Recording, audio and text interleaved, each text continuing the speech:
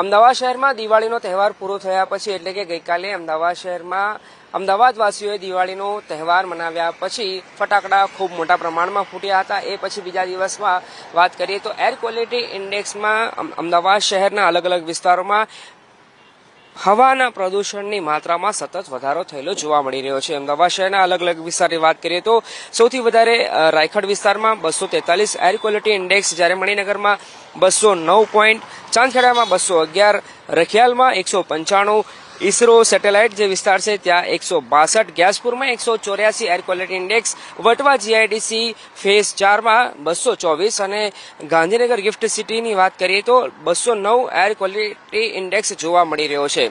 દર વર્ષે અમદાવાદ શહેરમાં જ્યારે દિવાળીનો તહેવાર હોય છે અને દિવાળીનો તહેવાર પૂરો થયા પછી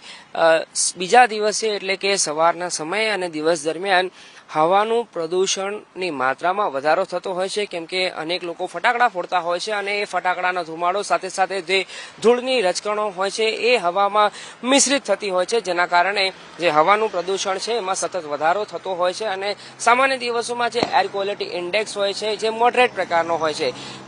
એ મોડરેટ પ્રકારથી વધી અને પુઅર એટલે કે નબળી પ્રકારની હવા